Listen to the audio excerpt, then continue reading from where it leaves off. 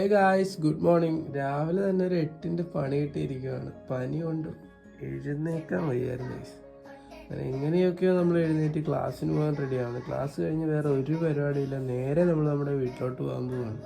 ബാഗും കാര്യങ്ങളെല്ലാം പാക്ക് ചെയ്ത് നമ്മൾ നേരെ നമ്മുടെ കോളേജിലൊക്കെ പോകുന്നത്. നേരെ നമ്മൾ നമ്മുടെ പയ്യന്മാരുടെ അവിടെ എത്തിയപ്പോൾ ആരും എഴുന്നേറ്റിട്ടില്ല. സമയം കളയാനില്ലാത്തതുകൊണ്ട് തന്നെ നമ്മൾ നേരെ അവന്മാർ രണ്ടുപേരും കുത്തി എഴുന്നേൽപ്പിച്ചു. എന്നും പാമ്പും വേതാളോ ഷക്കീലയൊക്കെയാണ്.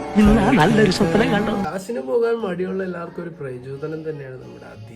ഒരു പനി വരുന്ന പോലെ ഉണ്ട്. അങ്ങനെ നമ്മൾ ഒട്ടും സമയം കളയാതെ നമ്മുടെ കിച്ചണിലോട്ട് കയറി. കിച്ചൺ വീഡിയോസ് നമുക്ക് പുറത്തുവിടാൻ ഒരു പെർമിഷൻ ഇല്ലാത്തതുകൊണ്ട് തന്നെ നമ്മൾ കിച്ചൺ ഒന്ന് ഒഴിവാക്കിക്കൊണ്ട് വീഡിയോ എടുക്കാം. എന്തൊരവസ്ഥയുടെ അത്. എന്തെങ്കിലും എനിക്കൊന്നും അനുകൂലമായിട്ട് സംഭവിക്കണ്ടേ.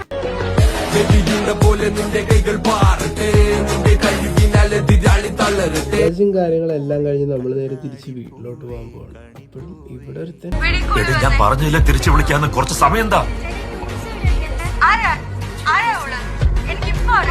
അങ്ങനെ കോളേജിൽ നിന്ന് ഇറങ്ങി നേരെ പോയി ഫുഡും കാര്യങ്ങളെല്ലാം കഴിച്ച് നേരെ നാട്ടിലോട്ട് പോകാൻ പോവാണേ.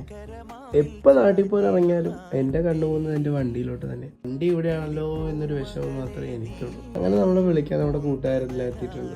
ട്രെയിനിന് സമയമാകാത്തതുകൊണ്ട് തന്നെ നമ്മൾ കുറച്ച് നേരം അമ്മമാരുടെ വീട്ടിൽ സ്പെൻഡ് ചെയ്യാൻ നോക്കും. അങ്ങോട്ട് മറ ചിരിയും കളിയെല്ലാം ഓക്കെ. നിങ്ങൾ ഇതും കൂടെ ഒന്ന് കണ്ടിട്ട് വാ.